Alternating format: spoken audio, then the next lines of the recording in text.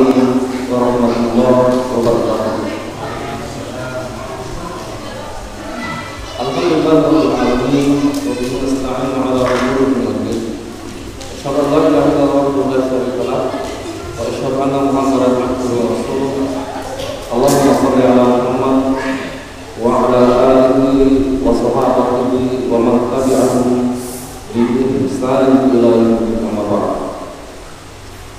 Ibadallah rahimahullah, jamaah Masjid As-Sa'adah rahimahullah, kita senantiasa bersyukur kepada Allah Ta'ala yang alhamdulillah dipertemukan dengan Nabi Muhammad sallallahu alaihi wasallam.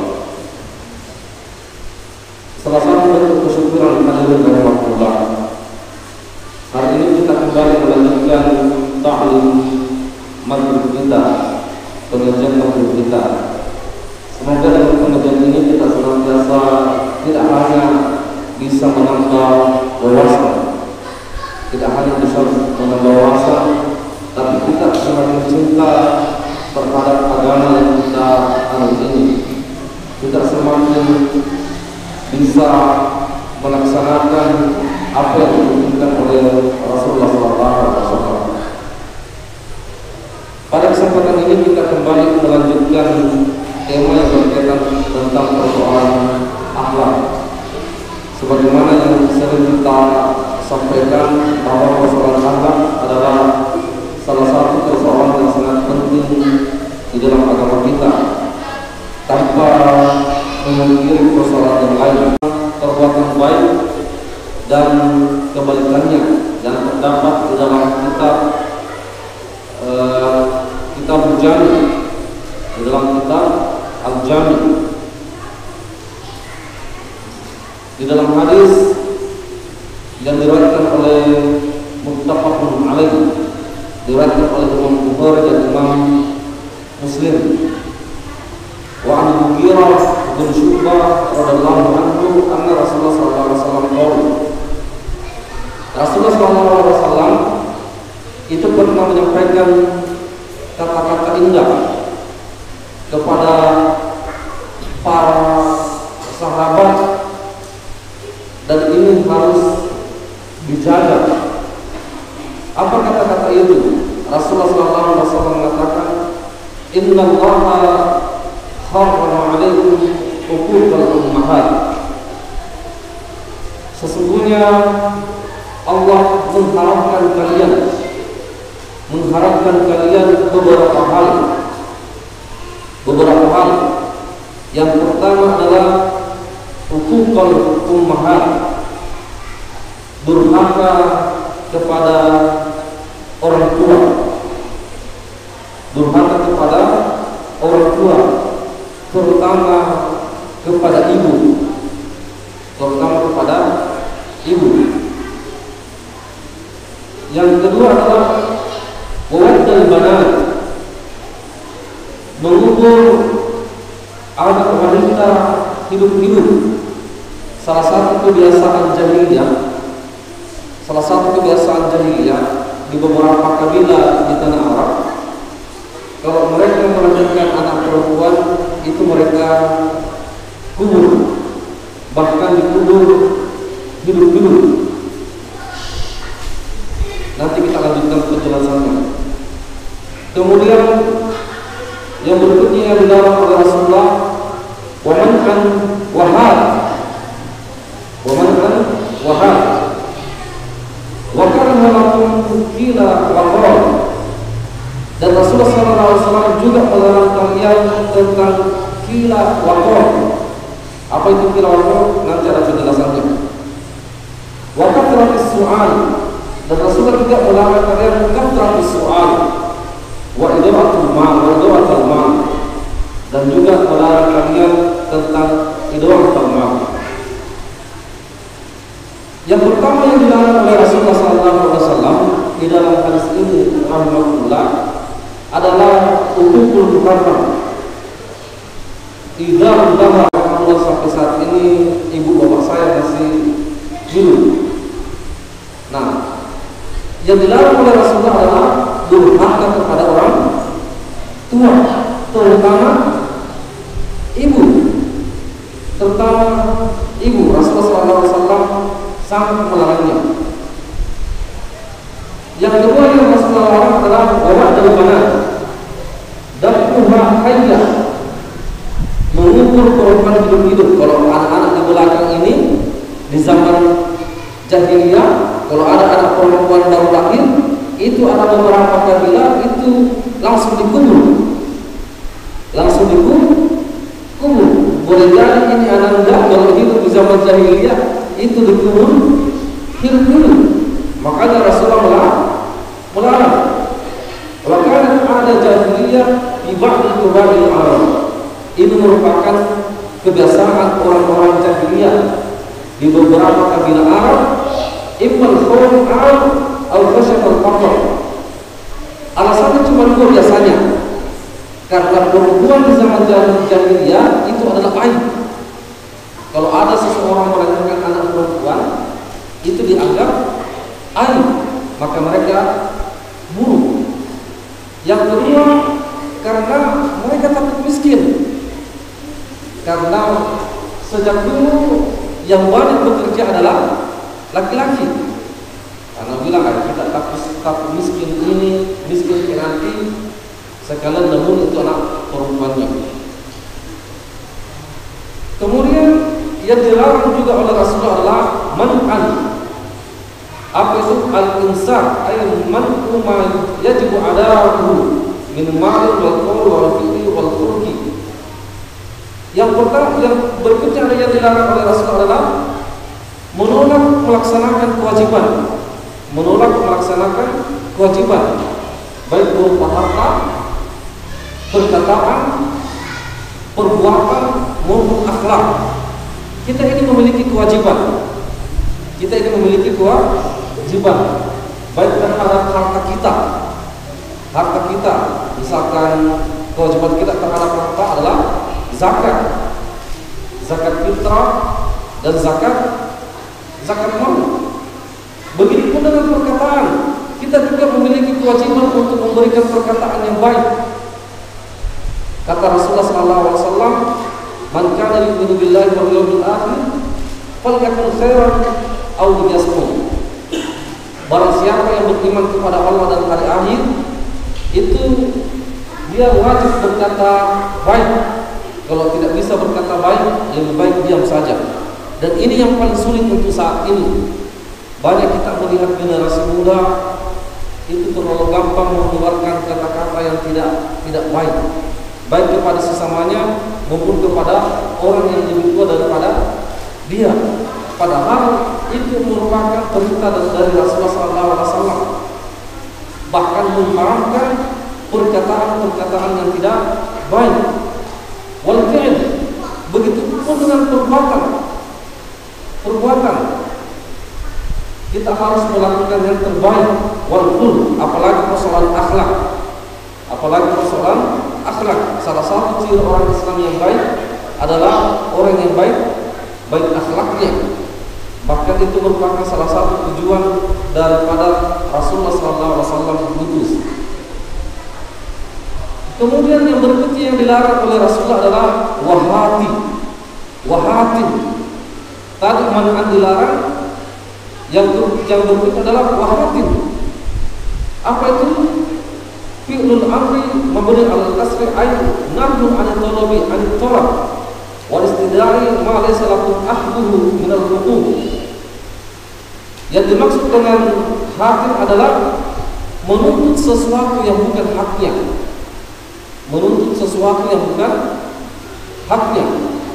Misalkan beras raskin itu dikhususkan untuk orang miskin. Tiba-tiba ada orang yang tidak berhak, dia juga meminta. Itu larangan keras dari Rasulullah SAW. Tidak boleh kita meminta sesuatu yang bukan hak kita. Karena Rasulullah SAW mengatakan, innama harrama alaikum, sesungguhnya Allah mengharamkan kalian. Salah satunya adalah meminta sesuatu yang bukan hak kita. meminta sesuatu yang bukan hak kita. Kemudian yang dilarang oleh Rasulullah adalah kila wa qol, yaitu kathratu naqli hikayah aqwalin nas, yaitu sikap untuk menceritakan apa saja yang didengar. Segala apa yang didengar itu kita langsung ceritakan. Dalam bahasa agamanya kila wa qol, atau dalam bahasa sekarangnya itu adalah suka menggosip, suka ceritakan sesuatu. Ada sedikit-sedikit perkara langsung menceritakan, langsung dia ceritakan.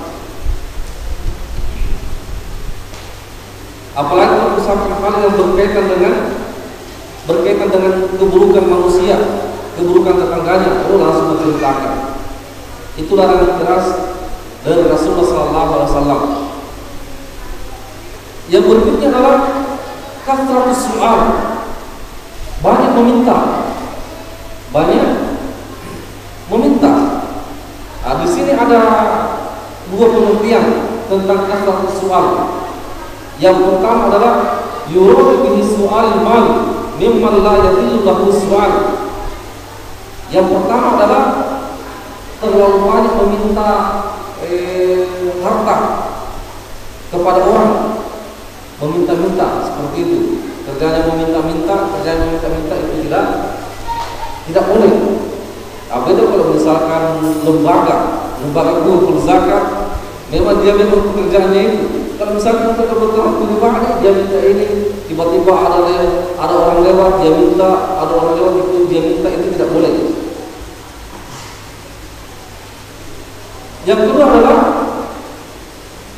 kathratus su'al, yang kedua adalah banyak bertanya.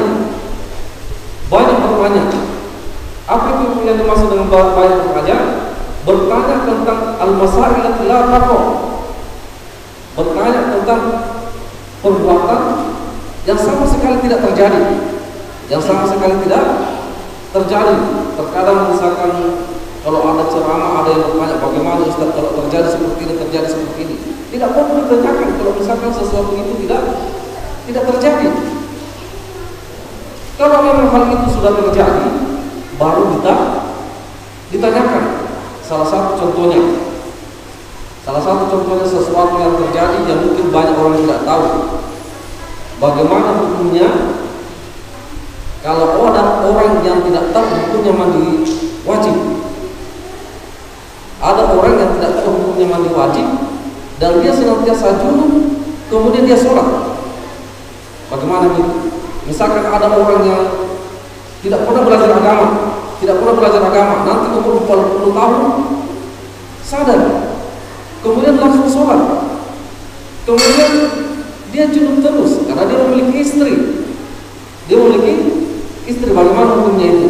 Apakah seperti ini adalah hal yang terjadi, boleh kita tanyakan. Ya, kalau hukumnya, kalau kita membaca kitab-kitab fikih, apakah dia wajib mengkodok sholatnya atau mengganti sholatnya? Ya, jawabannya kalau pendapatnya Syekhul Islam itu tidak wajib mengkodok. Yang penting dia belajar kembali.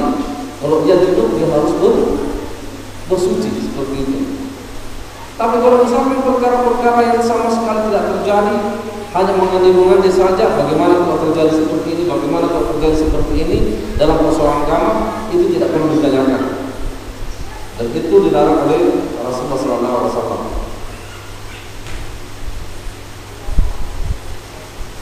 Kemudian yang dilarang oleh Rasulullah SAW adalah idha'atul mal, infaq fi ghairi awad aw masyru'ah. Yang berikutnya adalah menginfakkan harta atau membuang harta kepada yang tidak jelas syariatnya.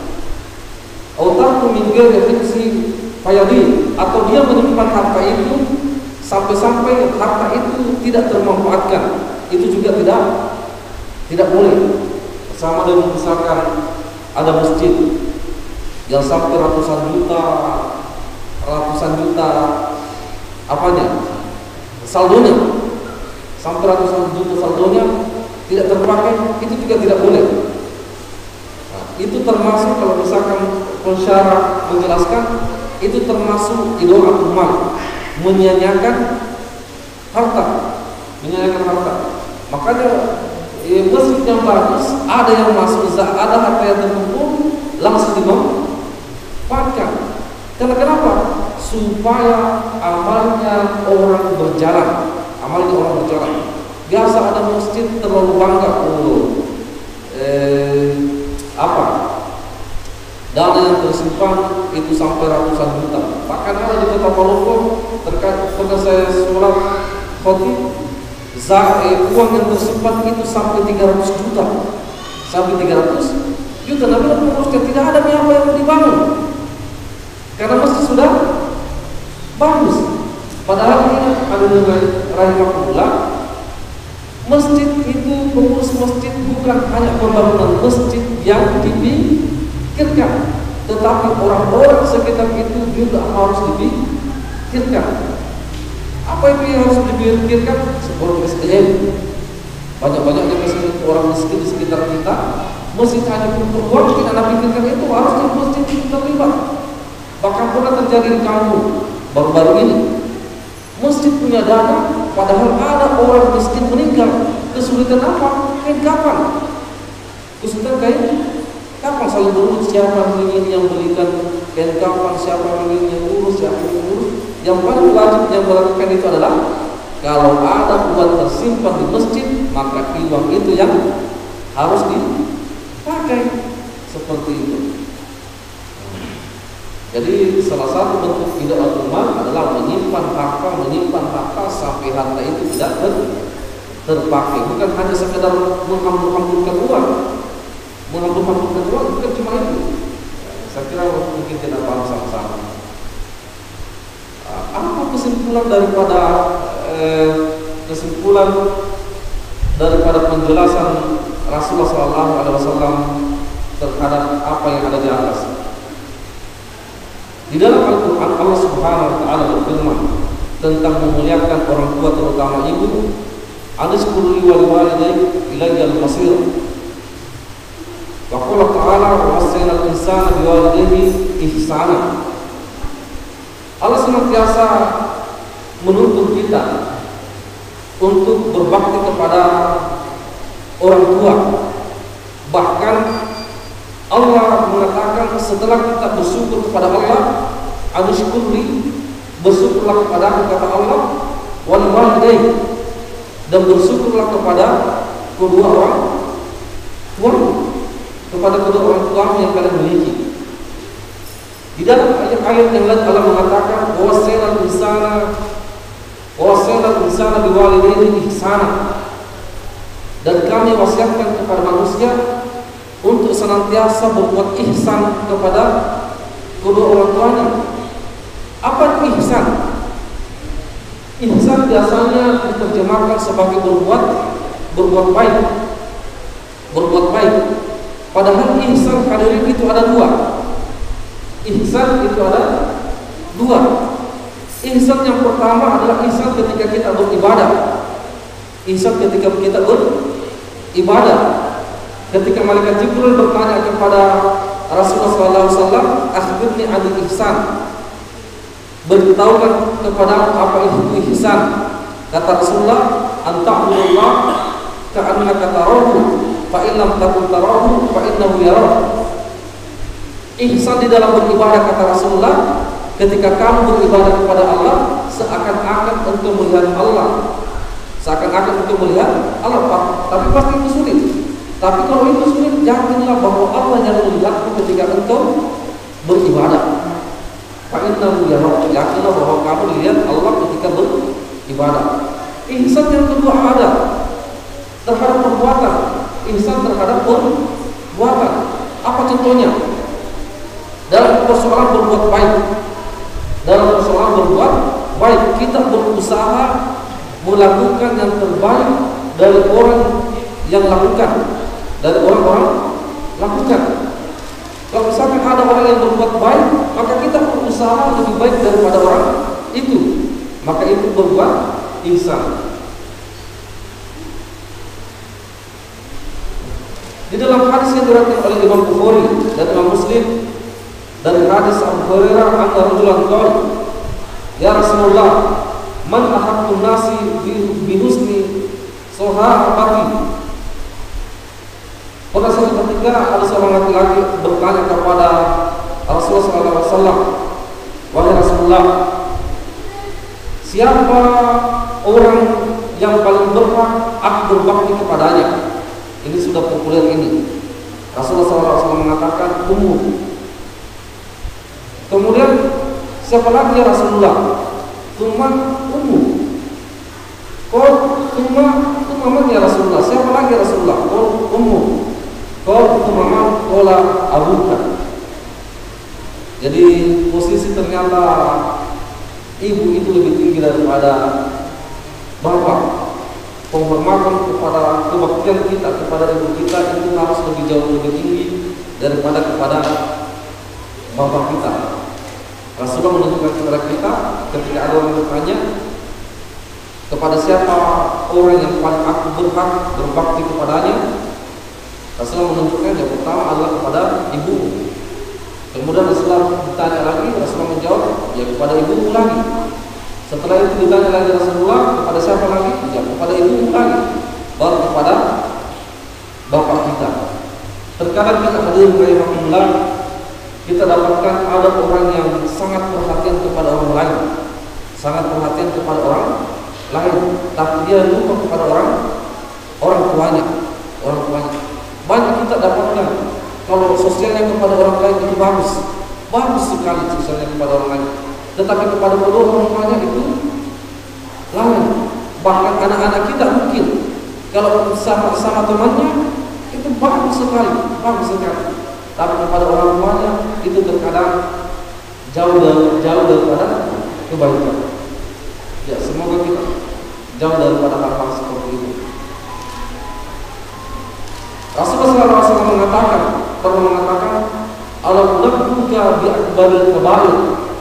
Maukah kalian saya sampaikan tentang dosa yang paling besar? Dosa yang paling besar. Yang pertama adalah al-isyraku billah.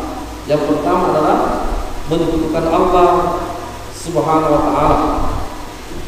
Yang kedua adalah hukukul walidain. Durhaka kepada kedua orang tua.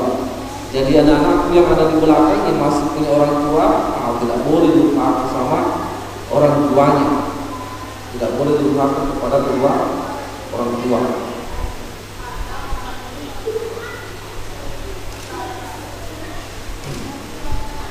Kesimpulan yang kedua hadirin rahimahullah tentang man'an wahatin, tentang man'an wahatin, yaitu yang hukuk al-wajib alaih min az-zakat wa nafaqat al-wajibah wa yastakthir min jam'il amwal allati la tahillu lahu min huquqin nas. Yang kedua adalah kita dilarang untuk menahan apa yang wajib buat kita seperti zakat, kemudian nafkah yang wajib untuk kita nafkahi, kemudian memperbanyak mengumpulkan harta yang tidak halal buat kita. Sangat dilarang oleh Rasulullah memperbanyak mengumpulkan harta yang tidak halal buat kita. Makanya kita harus hati-hati, apakah harta yang kita ambil ini adalah harta yang halal ataukah harta yang tidak halal. Kita harus bertanya kepada orang yang tahu agama. Kalau misalkan kita ragu-ragu terhadap harta itu, sampai saat ini alhamdulillah kami juga masih sering bertanya kepada guru kami. Kalau misalkan ada harta yang kami anggap meragukan, kami tanya mereka, bagaimana ini Ustaz? Apakah halal untuk saya atau tidak? Kalau halal kita ambil, kalau tidak halal kita tinggalkan.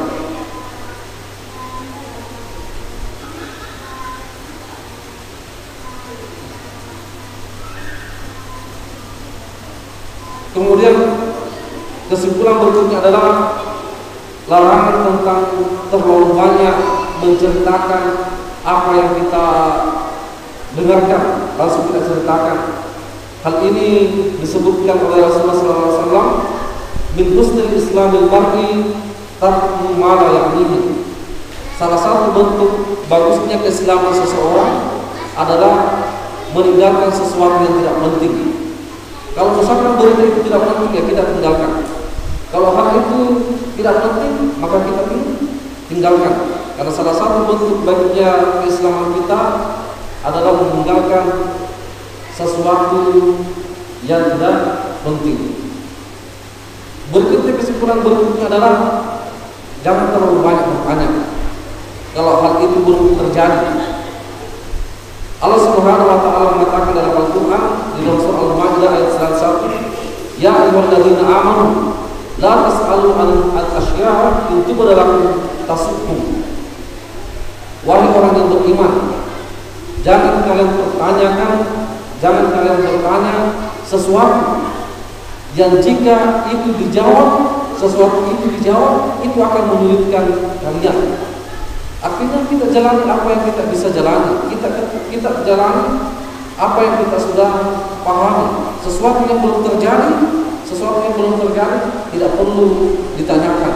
Ataukah misalkan sesuatu yang memang sulit untuk terjadi, itu tidak perlu kita tanyakan.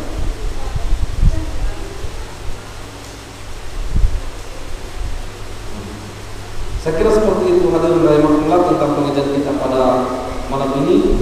Semoga Allah Subhanahu wa taala senantiasa membimbing kita untuk mengamalkan apa yang telah Rasulullah SAW sebutkan, terutama yang terdapat di dalam hadis yang mulia ini yang diriwayatkan oleh Imam Bukhari dan Imam Muslim. Tentu ini adalah hadis yang sahih karena sudah disepakati oleh Imam Bukhari dan Imam Muslim tentang beberapa perkara hal yang diharamkan oleh Allah Ta'ala. Tentunya tidak ada yang bisa menolong kita kecuali Allah Ta'ala sendiri, dan tidak ada yang bisa memberikan kita hidayah untuk dimudahkan melaksanakannya kecuali Allah Subhanahu wa Ta'ala. Makanya kita senantiasa berdoa kepada Allah Ta'ala, yang qalbal qulub tsabbit qalbi ala dinik wa ala ta'atik. Wahai zat yang membolak-balikkan hati manusia, hati kita ini terkadang lalai, terkadang taat, terkadang sedikit-sedikit langsung loyo keimanan kita. Makanya kita berdoa kepada Allah, wahai zat yang membolak-balikkan hati manusia, tetapkan hati kami di dalam agamamu dan di dalam ketaatan kepada Hadanallahu wa iyyakum ajma'in. Assalamualaikum warahmatullahi wabarakatuh.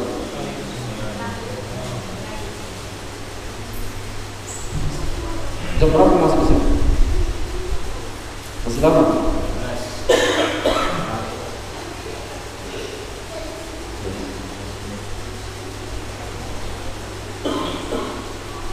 Ada yang mau ditanyakan? Kalau tidak ada, alhamdulillah.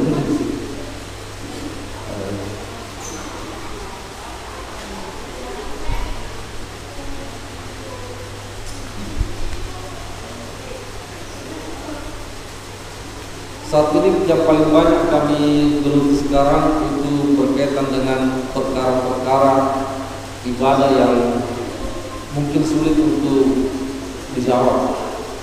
Dan alhamdulillah kami berupaya untuk merampungkan persoalan-persoalan yang sampai saat ini sudah ada sekitar hampir 500 soal, baik berkaitan dengan persoalan taharah, sholat, dan yang lainnya. Dan mudah-mudahan itu cepat selesai dan bisa kita bagi-bagikan, karena banyak sekali persoalan-persoalan ibadah yang belum kita pahami sama-sama, terutama berkaitan dengan persoalan taharah. Contoh kecilnya bapak-bapak ibu sekalian, kira-kira tentang perkara mandi junub itu hukumnya apa? Wajib. Tapi sampai saat ini banyak orang yang sudah sholat tapi belum tahu bagaimana junub. Bagaimana tata cara mandi junub? Nah itu tadi yang saya tanyakan. Bagaimana sholatnya seperti ini? Bagaimana sholatnya? Bagi yang tidak tahu ya harus tahu. Harus tahu. Yang lalu-lalu dia lalu-lalu. Kata pemakun mu'adzibina, kami tidak akan mengazab sampai kami memutus rasa. Yang lalu-lalu. Tapi yang sudah tahu bahwa hukum mandi junub itu wajib, apa yang harus dilakukan ketika junub? Yang harus mandi junub. Lalu bagaimana tata caranya? Apa rukunnya? Apa rukunnya Ustaz? Mandi junub. Rukunnya mandi junub. Jadi belakang apa rukunnya mandi junub? Iya.